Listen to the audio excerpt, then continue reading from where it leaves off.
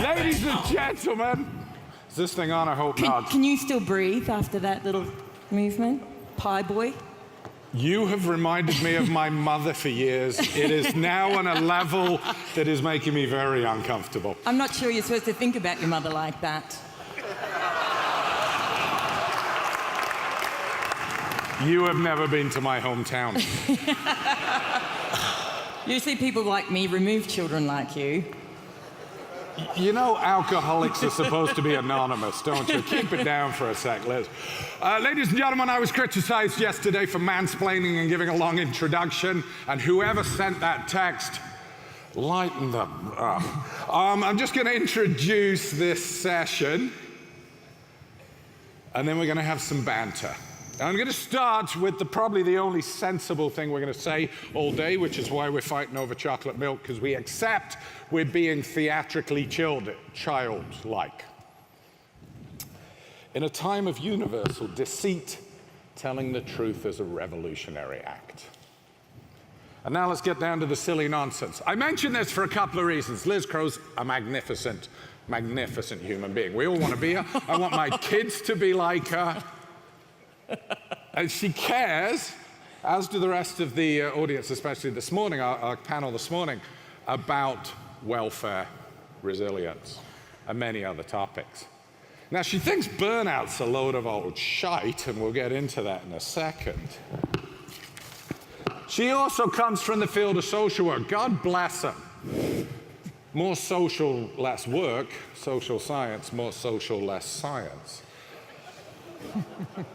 We're going to talk about some of those things, but guys, at the end of the day, it's a hospital. Drugs, pills, get you over your pathology, look after your mates, but then allow the patients to find their own mates to look after them. Last compliment for Liz. Every single one of you should have this book in your intensive care unit. This was a massive help to a friend of mine whose husband killed himself. Wonderful book. Thank you. Not a medical book, though, is it, Liz? No, it is not. You've written some other stuff, Liz, or at least your doppelganger has.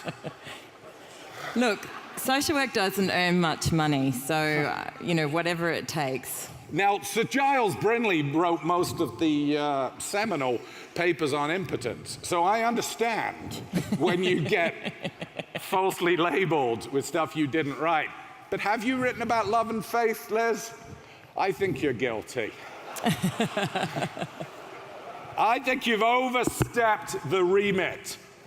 This is a medical conference.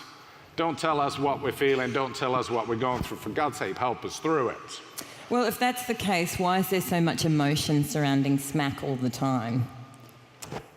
There is a lot around smack. There's emotion, a need to engage, a need to learn science. But it is not universally, let's have more religion, let's have more faith. The danger is we slip into religion if we go too far in any one direction. In fact, you mention religion, and whether you meant it or not, Liz, a number of people felt you were telling them not only to accept a family's faith, but to embrace it and, in fact, believe it. Is this fair or utter twaddle? It's really important, actually. Seriously? Yeah. It's a phallic symbol. They're giving whatever it can to help you along the way. So you just asked me about faith. So this is what I have to say. Any resource that works for a family and empowers them in a moment of crisis, desperation, whatever the case may be, then we should embrace that. So not every family that comes into critical care is what we would call functional. Not every relationship that people have is what we would call helpful. But if that person identifies their partner as, imperative in a process, then we allow the partner to stay. Now, people who have a faith, it's the exact same relationship. If it can be a resource to them, then we should embrace it. On the worst day of people's lives, when they're going to find out, that someone they love is going to die, or they are now diagnosed with something catastrophic, the last thing you want to do is take something else away, and that can be faith. So don't get involved in the argument with them. If they hope Jesus is going to come in and save them, so be it. I hope he does as well. If he doesn't, we've got to provide a nice scaffolding to keep supporting them. And I hope he does too. I'm now holding a big black penis in my hand. It's extremely uncomfortable. We've all been there, darling. Well,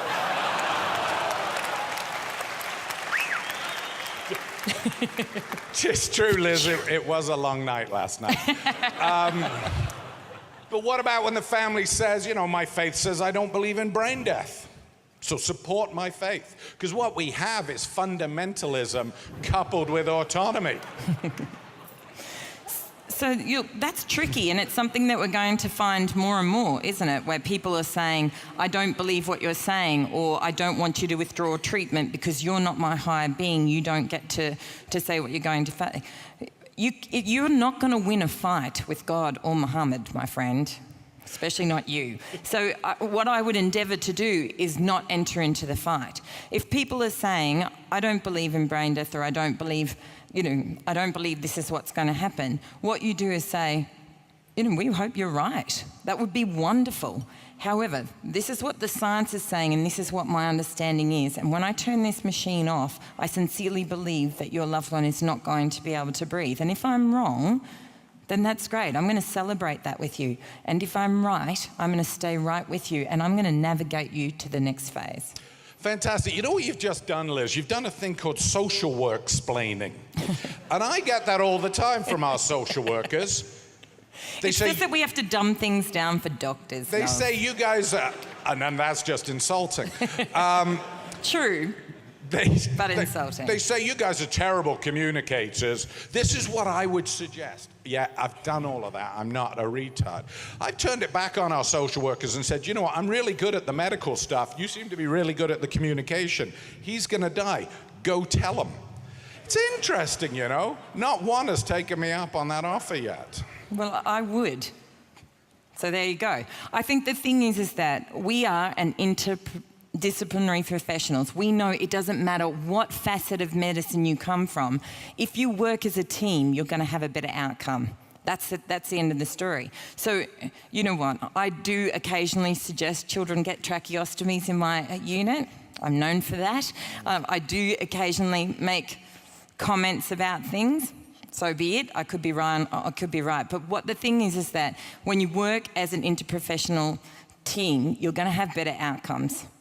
And I totally agree. I'll tell you something about being a doctor. You don't have the option of stepping in, making a suggestion, stepping out when things get a bit hot.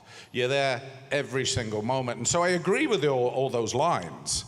The problem is, it often feels like you're standing there in the middle of a ring with people throwing boxing gloves at you and saying, just try this. Well, that's why I stand and hold hands with my consultants, and then they don't have to feel like that. And if you're feeling like that, then you have to take some responsibility to go and find someone that you can reflect back with and make sure that you're doing the right thing. That onus on your own well-being and your own self-discovery falls with you. Liz, are we making people more resilient by talking about resilience, or are we entitling them to become less so? In other words, Dr. Brindley, what you're saying is making me feel uncomfortable. I apologize sincerely. I really need your help. No, this is an uncomfortable situation. You're on your own, mate. So I actually do think we are teaching people not to cope. And I know that's not a very popular thing to say, but the thing is, telling you that you're not coping and doing nothing is also not helping you. So talking about burnout constantly and doing studies about burnout with no plan to do an intervention or to provide something different is like saying to someone, you now have asthma and I'm not going to give you Ventolin. It's no different. So I think we are teaching people not to be able to cope. The problem is that we have swung from one end of the pendulum to the other. So once upon a time, we came from the land of suck it the hell up, and you work 40 hours straight, and if you dare tell me you're tired or hungry, you're going to get it. And then we realised that was completely unacceptable, and we've swung it all the way back where we're saying, you know, you deserve to be loved and you deserve to be nurtured, and we're going to look after you, but you still have to work 40 hours straight, and we're still not going to give you food, and we're still not going to give you water or breaks, and people are floundering. So what I think we actually need to do is to teach people a tolerance for distress. So what happens to you in your job, guaranteed you'll have days that you are brought to your knees. Now, whether that's because of a systems issue or whether that's because there's something about that family in particular that breaks your heart, that's what's going to happen. But most people who go through medicine don't get PTSD. What you have is acute critical stress symptoms. They are very pervasive over the coming days, and then they subside if you understand what they are. If you go to bed at night and think, why am I still ruminating about this? Why can't I get these images out of my mind? What's wrong with me? Have I got PTSD? I can't sleep. My God, I can't sleep. Now I have to go back and face the work tomorrow. How am I going to be able to breathe? I can't breathe. Oh my God, now I've got an anxiety disorder. Now I'm panicking. It's unlikely to help get you to a better place. Whereas if we said to you after a really difficult day, you've done an amazing job and this was bloody tough. What does this feel like? Know that these symptoms might happen. Liz, if they're continuing for days, this is what you need to do. Liz, I thoroughly enjoyed the first hour of that response. I lost you a bit on the second. You know what happens, Peter, when someone's holding the floor and you're used to it, it just gets very uncomfortable, so it feels like an hour. It's just a matter of minutes. I like that one of us needs 2 microphones and one should have theirs taken away. I can project loudly. What about offence? Why the potty mouth, Liz Crowe? I've spoken to your mum about it. She's no happier.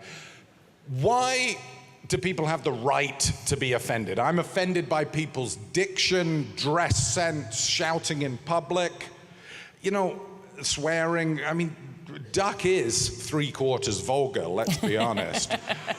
What is out there? Why are people so entitled to be offended? Is it not disruptive innovation? So I think the thing is that everybody has a personal set of values and you need to live by that. And there are certain things that I certainly would never cross the line on. So I absolutely think discrimination, racial issues, gender, there are certain things that we need to protect fiercely. And we are now living in this land of extremes where someone like Donald Trump can say a horrendous thing and be voted in as the President of the United States, and then someone else accidentally says surgeons may on the odd occasion be mean and be slaughtered on social media. We're living in these two, kind of binary systems. The thing is that I think people use black humour and swearing in environments like critical care and the military because we're trying to say what happens here is not my life. And so when someone says something to you that you may find offensive, particularly in your work environment, the important thing is to go to them and say, I found that offensive, and for them to be mature enough to apologise and know not to speak like that again, not to take it somewhere else.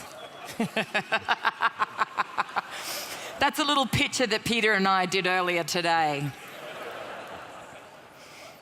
Liz Crowe. Yes, Peter. You were brilliant at the beginning of this. You're brilliant at the end of this.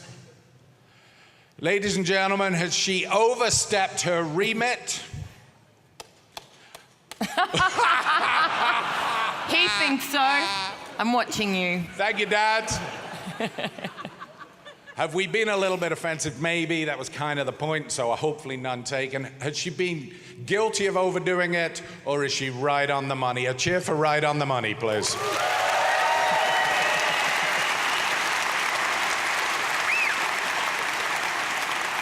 I'm not going to do the other one. Thank you, Elizabeth. Thank you.